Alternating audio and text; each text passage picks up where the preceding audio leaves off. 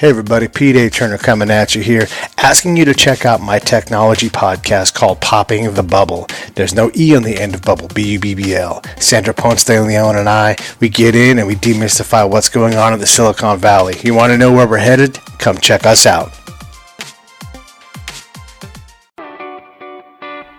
Welcome to Lakers Reign, the podcast of the Los Angeles Lakers. I feel like I'm on the ball today. I even felt exempted from the law today.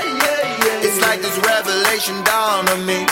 It's so amazing, help support the cause. I get everyone involved. Get access behind the purple curtain for an exclusive look into the championship pedigree of Los Angeles, the lifestyle, the music, the vibe.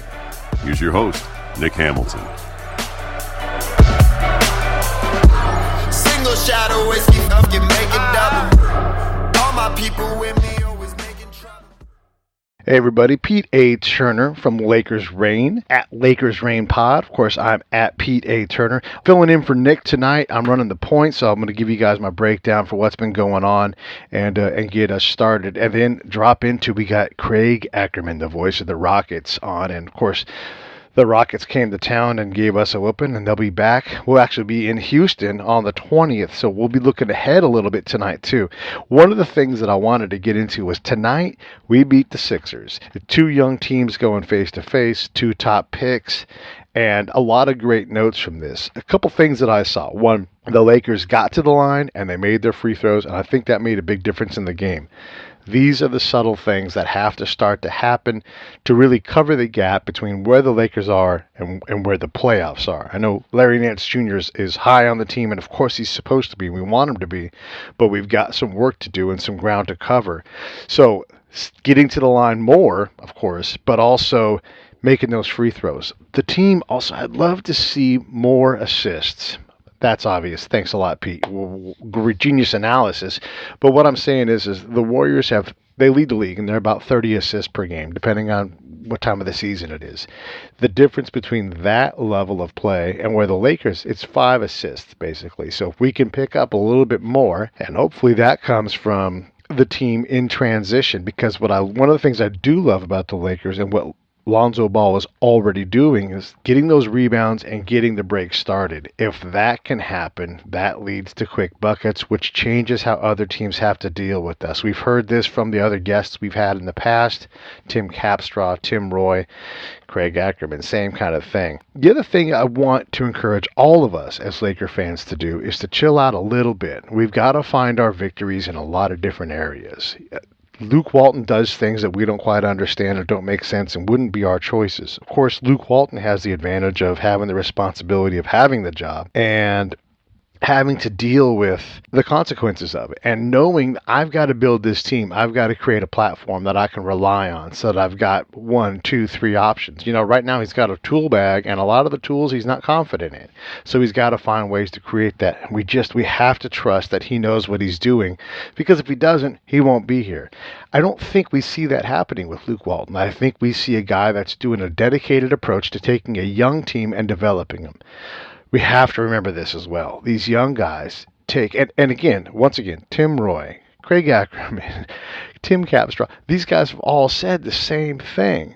You guys got to give these guys a minute. It takes 3, 4, sometimes even 5 years to get the player truly developed and ready to go, because they're coming out this is a norm now, right? 18, 19, 20 years old. These guys come out of school, and that learning has to happen on the court. And the game is bigger, it's faster, there's more impact. Which brings me to my next point. Lonzo Ball, I think tonight, near triple-double, which, of course, we're going to apply. That's not really a thing, but what I like is if we can get 10, 10, and 10 a night, we're going to love him. It isn't ideal. We want to see more points. We want to see that stroke, but I still have faith, and we're just over 20 games into the season. So let's let the guy have a chance to figure things out. Let's also understand that his whole life has been controlled by his dad, and he's been bred a lot like Todd Marinovich, another LA guy. I'm not trying to equate them directly, but let's understand that he's got some adulting to do. He's got some figuring out on how he's going to play and who he's going to be, and we saw excellent results of that tonight. Philly, a notorious crowd, was on top of him. Every time he touched the ball, riding him, partly because his dad's on his back. So he's got some of that to sort out. As he comes into his own, as he seasons, as the game comes back to him a little bit, because he is special. Point guards that can rebound like that are special. Think of the guys that do it, that are starters. Brian Westbrook. Well, there we go. Brian Westbrook is it. That's what you want. That's the standard. Is he going to get as many points as Brian? I don't know, but I don't know that he needs to. To me, I had a lot of confidence in the Lakers when I watched the game tonight against the Sixers when Brandon Ingram went up, reverse dunk, and won. That was a huge moment for me, showing me he's starting to elevate his game and knowing I can beat this guy. And he's getting these situations where he is now gaining confidence in his ability. Not that he didn't have confidence before, but he's starting to say, this is mine, and not fight for it, just take it. And that kind of move where he not only gets the points, but he gets to the line. These are the things we need to see. Why? Well, the Lakers have a deficit in terms of points scored. Okay, we've got to figure this out. The teams above them that are catchable in this area, and I'm not talking about wins. We're talking about points allowed versus points scored. So the Timberwolves are at 0.7. The Trailblazers are at 2.5 to the positive. But the Nuggets are negative 0.5 and the Pelicans are negative 0.8. So these teams are right in the zone where the Lakers can, if they bump things up, if they catch a roll, and if they start to get those couple extra points in transition, if Lonzo Ball hits those next two shots, all of a sudden that 3-point gap, negative 3.3, they start to cover that. And teams that score more points than they give up, guess what happens? They start to win and they bump up into that playoff area. And we start to realize what Larry Nance is saying. He sees how close his buddies are. He sees where they're at.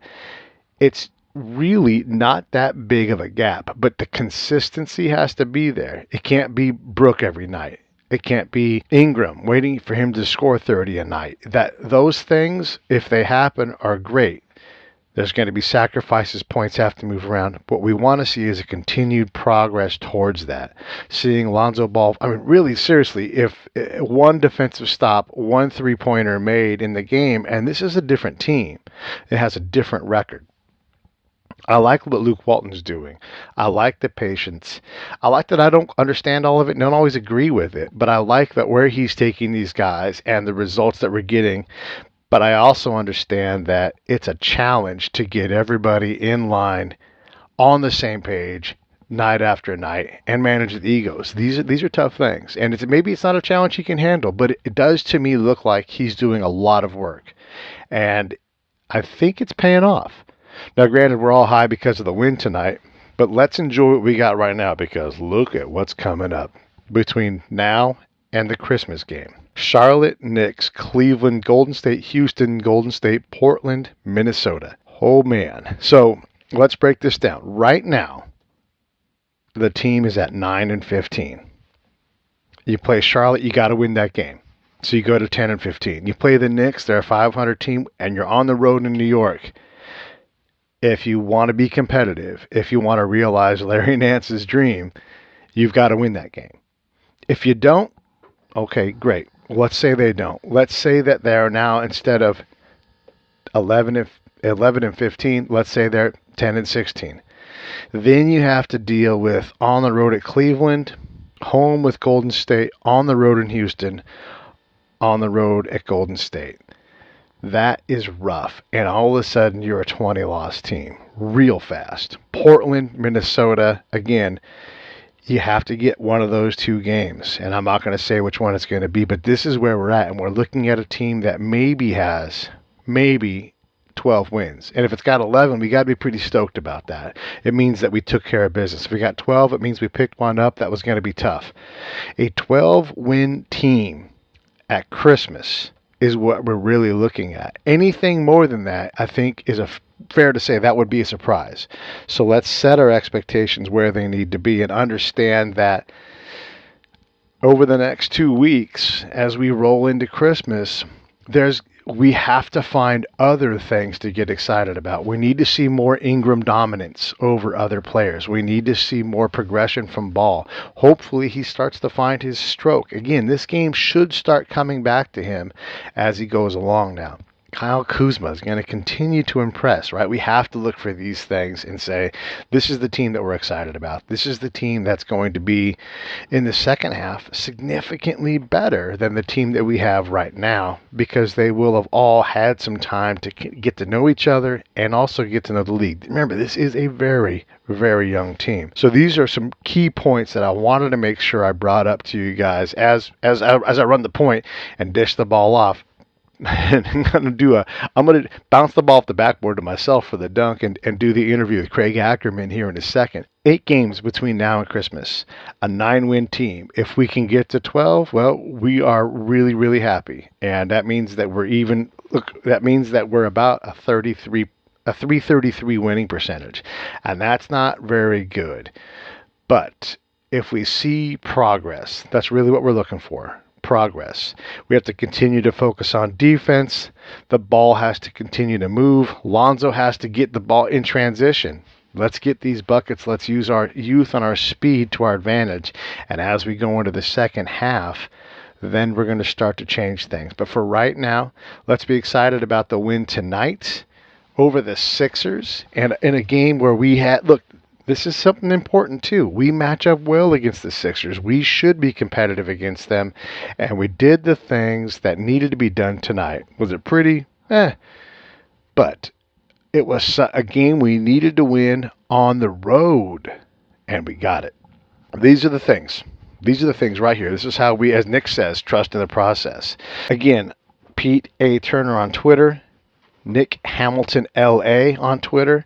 Also check out his podcast with Michael Duarte, who's also been a guest. Now I want to throw the interview over to myself. Hey Pete, go interview Craig Ackerman. Hey, thanks, Pete. I appreciate the toss. Craig Ackerman is on Lakers Reign today, and I'm super excited and really appreciative to have the voice of the Rockets on. Thank you for the butt whooping you guys gave us last week. It's, I guess, well-deserved because you guys are one of the top teams in all of the NBA. If you guys want to follow, and you absolutely should, he's at CA_Rockets.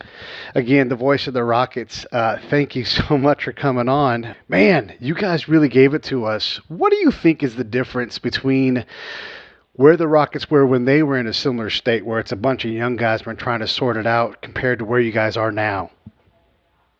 Well, you know, the thing with the Rockets is that they haven't hit rock bottom. I mean, at least in the last, 20 years. Right. Even after the post Yao and T-Mac era that unfortunately never realized its full potential, because those two guys were basically hurt the majority of the time, and they hardly even, I don't have the numbers right in front of me because it was so long ago, but they hardly even played with each other during that stretch. And I remember at the time when, the Rockets had Yao and they acquired Tracy McGrady, I think everybody was thinking, as was I, that the Rockets were building sort of a close combo to Kobe and Shaq, with the Lakers. But again, unfortunately, it never panned out. And then, the organization had to pivot from that. And I think you got to give a lot of credit to our ex-owner, Leslie Alexander, as well as our general manager, Daryl Morey. Mr. Alexander didn't want to see the team tank and or hit rock bottom. And so he wanted to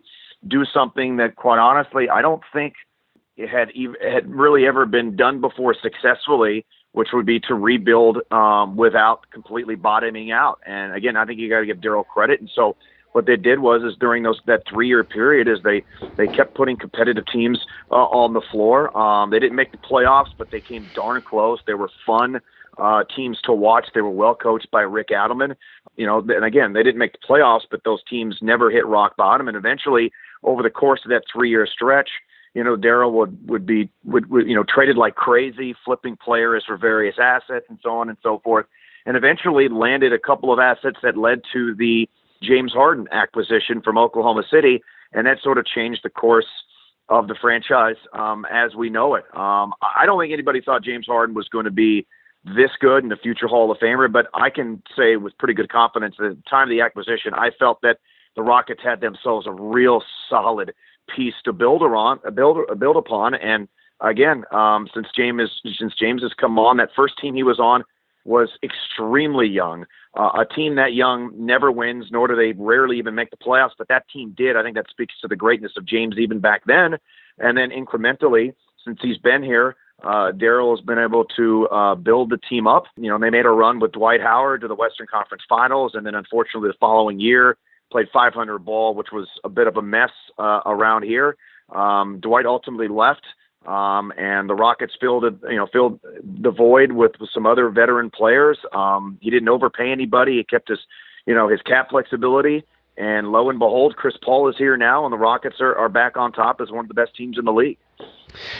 Chris Paul's a good point to pivot and sort of segue in. As teams evolve and these super teams start to coalesce, clearly the Lakers are going to be targeting players. Chris Paul, and this is not a secret, Chris Paul is one, LeBron James is one that the Lakers are targeting.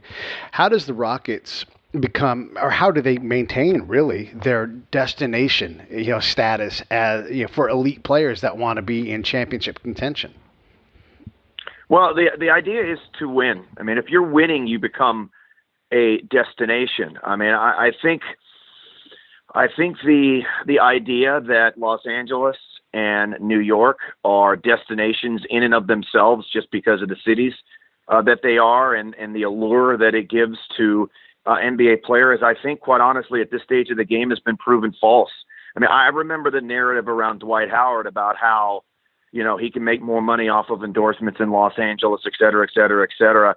Well, ultimately, the tax situation in Texas is much more favorable than it is in California. And, Dwight took a little bit less money, but ultimately it wasn't all that much less money when you factor out the tax differences between the two states. But big-time top players in my opinion, want to go to A, where they're from, which is the case in LeBron after he left going back to Cleveland, or B, they want to go to a situation where they can win. And so even if you're in New York, look at the Lakers. I mean, look at the Knicks.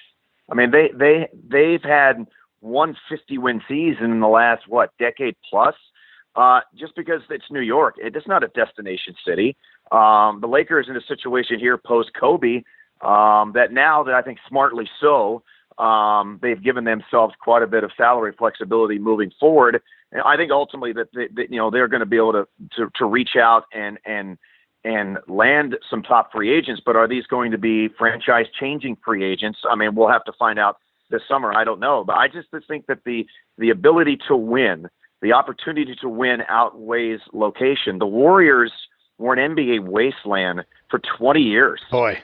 And all of a sudden that organization smartly drafted players, smartly developed players in Steph Curry and Klay Thompson and Draymond Green, and they became a winning organization. And lo and behold, Kevin Durant shows up. 20 years ago, Kevin Durant, if he was in the league, wasn't going to go to Golden State because they were an also-ran franchise. So to me, it comes down to it's all about winning. It's not about location anymore because guys like Russell Westbrook and Kevin Durant can make just as much money these days in endorsements in Oklahoma City as they can in Los Angeles. I think those days are behind professional players. It doesn't matter where you are anymore in this age of social media. The outreach is there wherever you decide to play. And so top-notch players want to go to a situation where they can win. And I think ultimately that will dictate how the Lakers move forward, landing top free agents. If they continue to show progress and show signs of winning, then I think that their profile to land guys like that increase because of the city, but not specifically because of the city, if that makes any sense. No, I get you. Yeah, I mean, obviously LA is attractive, but heck, so is Houston. It's not a small market by any measure. Oklahoma City may have some trouble just because it's hard to make Oklahoma City sexy unless they're winning.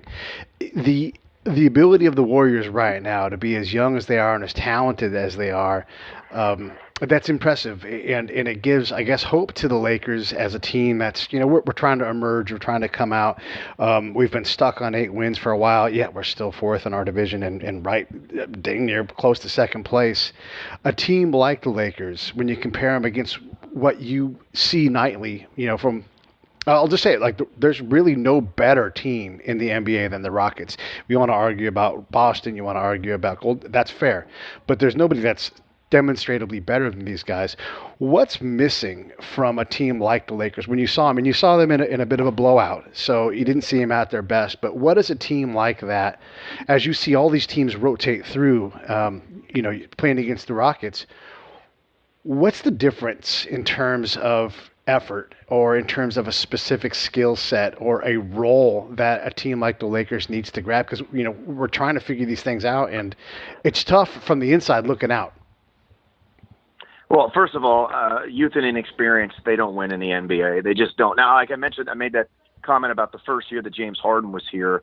I think that was a bit of an exception. That team went to the playoffs, and with a level of young players and inexperience on that particular roster, that was quite the accomplishment. But that just doesn't happen. If you look back in the course of NBA history over the last 35 or so years, to even consider yourself a legit championship contender, there are exceptions to the rule, but in large part, you need at least 2, if not 3, of the 10 best players in the league at any given time to even consider yourself a championship contender. The exceptions, as you go back in history, the first Rockets championship team in 93-94, but Hakeem Olajuwon, with all due respect, even though Jordan was out of the league those 2 years, Hakeem Olajuwon, I think even if Michael was in the league, those 2 years for Dream were sensational. I think he was the best player walking the planet in those days. But that first championship team only had Hakeem Olajuwon.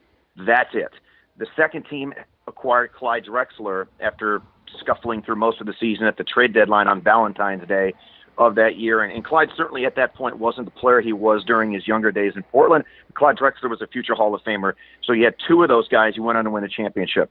Another exception, the 03 Pistons. They didn't have any players I would consider on that team that would be amongst the top 10 in the league at that point, but they had 5 different guys in their starting lineup who at some point were an all-star. So that was a little bit of an exception. I think the 2011 Mavericks that won the title and beat that first incarnation of the Miami Heat, that team was a little bit of an exception. You had Dirk, who absolutely was a top 5 player in the league at that time, and you had some older guys who at some point used to be top 10 players, but were going to end up in the Hall of Fame, like Vince Carter and Jason Kidd. So that was a little bit of an exception to the rule. But more times than not, when you go back to the Showtime Lakers, the Celtics of the mid-'80s, the Bad Boys Pistons those couple of years, the Bulls of the 90s, the Lakers of the early 2000s, then the Miami Heat, and then this current group of the Cavaliers and the Golden State Warriors, they have multiple future Hall of Famers on the team who are considered amongst the 10 best players in the league at that particular juncture. The Rockets now have 2 of them, and Chris Paul and James Harden, so they can consider themselves legit championship contenders. And so for the Lakers to get to that point, they're either going to need one of these young guys to step up to that level. And quite honestly, as much as I like some of the young players on the Lakers, I just don't see any of them becoming one of those transcendent talents like we see in Philadelphia with Simmons and Embiid. I think those guys have an opportunity to get to there. I just don't know if guys like Brandon Ingram and Nance Jr. and Clarkson and Kuzma, all 4 of those guys who I really, really like, I don't know if they're going to be, top 10 types of talents in the league. And so they're going to have to develop those guys and or land them in free agency if they want to get back to the top. I mean, the reason why the Lakers are so great for so long was because Kobe Bryant was so great for so long. And they had Shaq. I mean, these are 2 of the all-time great players. And then they drafted well with Andrew Bynum and developed him into an outstanding player. Then they were able to acquire Pau Gasol, who's a future Hall of Famer. And so these are the kind of things the Lakers are going to have to do. And that's why I think in some form or fashion, and I'm not here to pile on Lonzo Ball, because I think that I think that young man is under an immense amount of pressure and scrutiny that has nothing to do with him. And I think he's handled it with as much professionalism and class as humanly possible. But I just don't see him as a number 2 overall pick right now being one of those guys who can lead you to a championship. I think there's only 10 or 12 of those guys in the league in any given season. And so they're going to have some of these young guys develop along that line.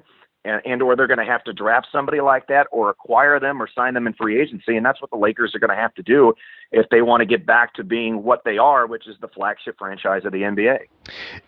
Given that analysis, and I think it's accurate and clear, again, you've been around the league for long enough to be able to say those things. And sometimes, and I want you to shoot straight, so I appreciate you doing that. Is it in the best interest of the Lakers to place a high priority on wins, or is it more important to suss out who does what well? Do we not sacrifice wins, but do we put an emphasis on developing Lonzo Ball into what he's going to be, into creating situations for Brandon Ingram? Is that more important than kind of being in that wasteland in draft pick land where, hey, we made the playoffs, but we're going to play the Rockets in the first round? What do you think on that? How do you prioritize that as someone who runs a franchise? Well, it's tough. Building a champion in the NBA is not easy because, again, there's only 10 or 12 difference makers, in my opinion, in the entire league, who, if they are on your roster, then you can say you have a chance to win a championship. For instance, I think Golden State has 4 of the 20 best players in the NBA right now, and obviously 2 of the 10 best when you consider Steph Curry and Kevin Durant in that crew. Any team with LeBron James on it has a chance to win a championship because he's going to go down, in my opinion, as one of the 3 greatest players in the history of the sport. And so, but with the Lakers, look, they were in a tough spot in those last 2 years of Kobe Bryant's career because he was obviously not the player that he used to be, and perhaps maybe he still thought he was. And so they were in an odd position where, and I think understandably so, they didn't want to trade a franchise icon in Cornerstone. And I think that ultimately was the right thing to do. But the Steve Nash trade obviously set the Lakers back several years because they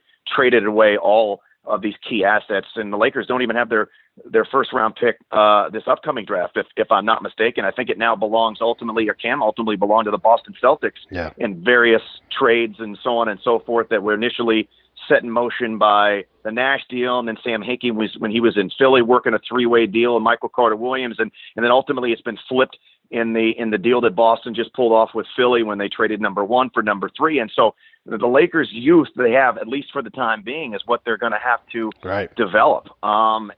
So again, I think they went about their summer smartly this past go around. The guys they signed, they only signed into 1-year deals. They didn't limit their flexibility at all moving forward. And now the Lakers have an opportunity to have as much cash to spend this upcoming summer as any team in the league, in a summer where most teams in the league don't have any money to spend. And so I think they're going to be in a prime position to spend it. What you hope for as a Lakers fan is that, they spend that money wisely and don't spend it foolishly. If the right guys don't come along, if it were me, I would try to remain as disciplined as possible and continue to keep yourselves as flexible as possible. That's what Daryl Morey has done with the Rockets. He's kept them as flexible as possible. So if he needs to make a move or has to make a move or has the ability to make a move or a chance to pounce on a veteran guy, he's got the opportunity to do so. And so when free agency starts this summer, and there aren't many teams out there with a pile of money to spend, the Lakers are going to be in play with a lot of these guys. But ultimately, if they can't land a guy like LeBron, I'm not sure any of these guys out there that potentially could be on the move are going to be a guy that's honestly going to turn the Lakers into a franchise contender. I mean, I can't get into speaking about in specifics about guys who are currently playing for other teams, i.e. Paul George, but I only think there's a handful of franchise difference makers. And if the Lakers don't happen to get their hands on one of those guys, and I think they would ultimately be smart to continue with the build here, continuing developing some of the younger players, and hopefully some of these guys turn into something, and then perhaps maybe either they turn into that kind of a player and or they become attractive enough where another star player who's playing for another team who is all of a sudden available, they then have the assets, the ability to acquire somebody like that and go upon building that way. But again, I think the Lakers over the last, 9 or 12 months have done a real good job of smartly positioning themselves for the future. Will that pan out? I have no idea, but I think they've done a nice job, positioning themselves for a brighter future.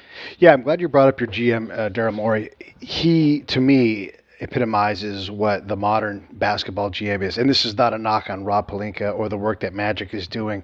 I'm going to ask you a two-part question, two different questions, but then I'll be quiet and then we'll get you off this thing. But legendary players like Magic Johnson, Larry Bird, Michael Jordan, Isaiah Thomas, Kevin McHale, who have run basketball franchises, we haven't seen a lot of success at the championship level there. Should we expect a similar path here in LA, or is Magic's ability to run a franchise, he owns part of the Dodgers. He's done world-class, great business in the movie industry. What are your thoughts when you compare them against, look, Daryl is a fantastic GM. He's got an MBA from MIT. It's a big brain. And the other part I wanted to ask you is, of the new stats that are out there, which one kind of sticks to you as like, I need to pay attention to this. This is going to indicate to me something when I'm not sure about a player. Well, Daryl Morey has revolutionized the game. I remember when he was first hired, our ex-owner, Mr. Alexander, mentioned that he was going to sort of change the way things are done. And at the time, nobody really had any idea what that meant, but obviously everybody does now. Daryl's approach to analytics, his approach to studying players, evaluating players with that kind of an eye, sort of taking away the emotion of things has changed the sport. Either you're adapting in that regard these days in the NBA, or you're being left behind. And I think we've seen that all over the NBA, where teams are hiring front office executives with an eye towards analytics and metrics and building and functioning in that regard. And despite the hue and cry of a lot of famous ex-players, i.e. Charles Barkley, who former Rocket, and I'm a big fan of Charles Barkley, but he's just flat out wrong.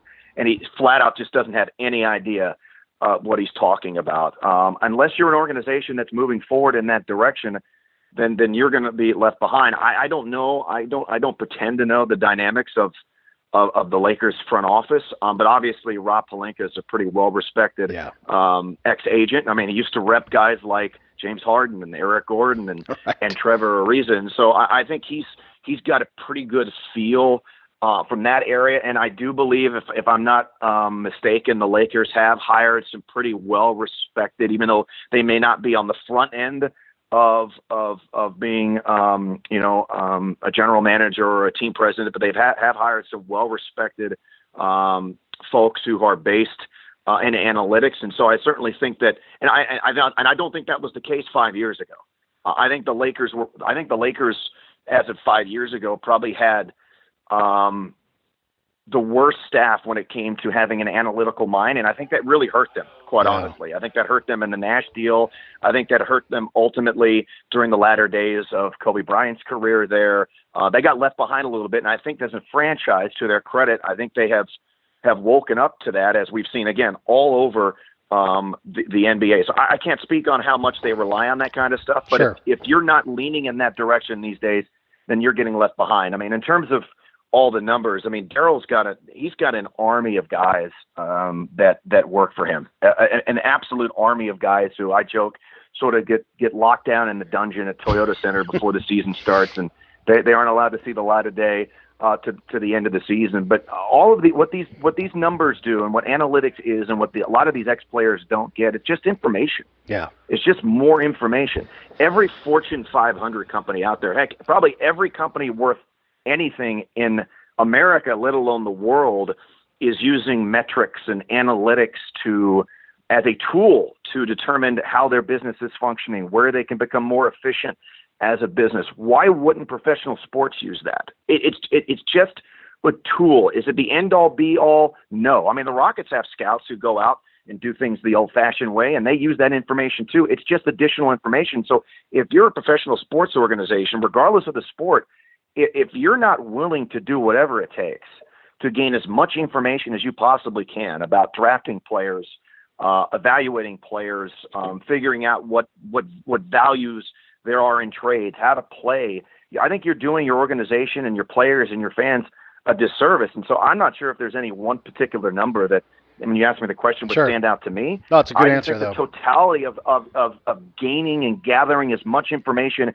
as you possibly can is the right way to go about business, not just in the NBA, but on Wall Street, on Main Street, and all points in between. If you're not doing everything you can as a business to figure out how you can function better as a business, then eventually you're going to lose your business. And so I think it's just all about information, and I think that's what ultimately a lot of these ex-players who are caught up in the old days and honestly are quite naive about sports, the way it's tackled these days.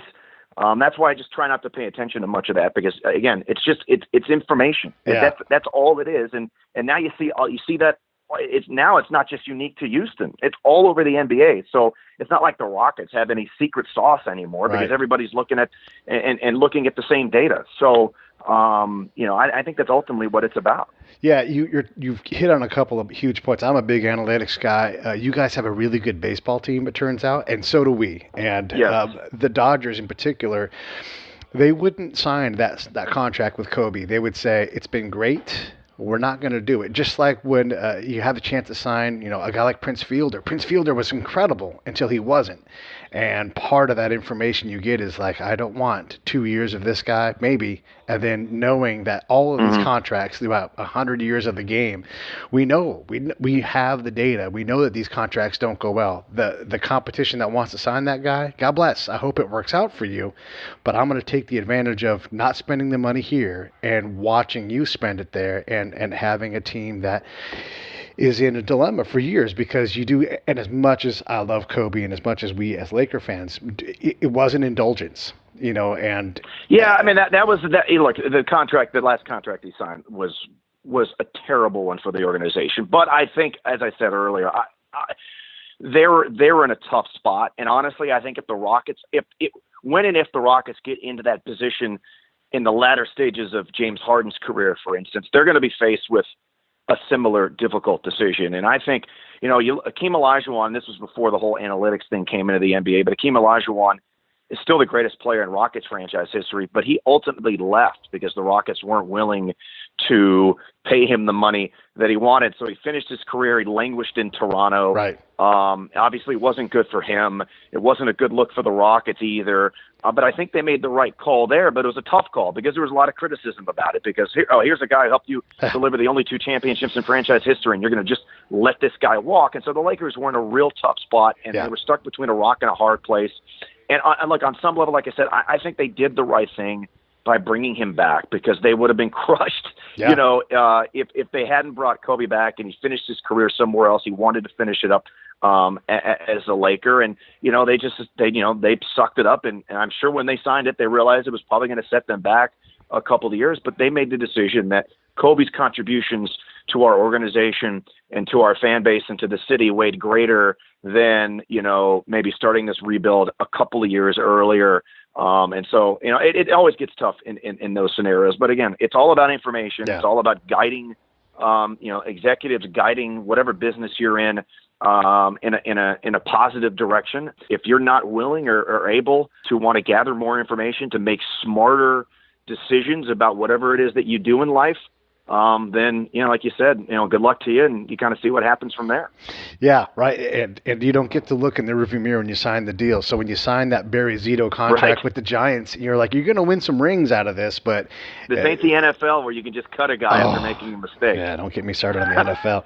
Hey, I really appreciate you coming on, and really a fantastic job. Not that you need the accolades, but I'm going to give them to you anyhow. Thank you. Yeah, you really, seriously, thank you very much, and you've done a great job. And he's at CA_Rockets. He's the voice of the Rockets. He's Craig Ackerman, and his team came to town and kicked our team's butt, and he still came on and was a genuine dude, and I appreciate you for doing that. So thank you so much for coming on Lakers Rain, man. I really appreciate you. Anytime. Thanks for having me. I appreciate it. And we'll come right back. All right. I love that interview. I love the things he said. Look, Craig watches the best team in basketball.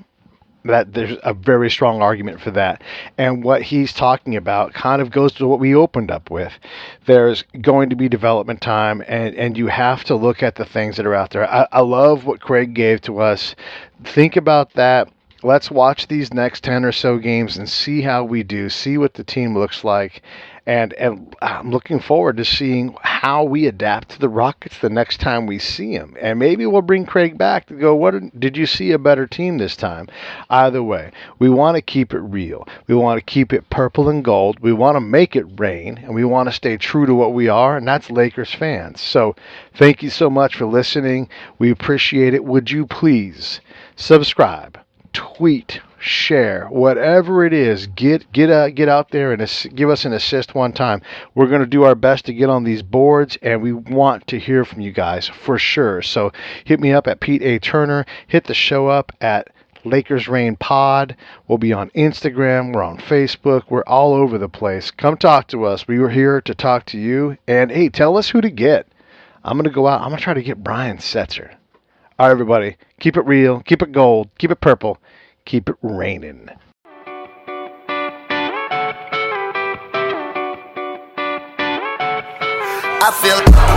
You've been listening to Lakers Rain. Thanks to the Los Angeles Lakers. Executive producer Pete Turner. Producer John Leon Guerrero. Musical director DJ Severe. And your host, Nick Hamilton. Intro track On the Ball by Bryce Vine. We'll see you next time on Lakers Rain.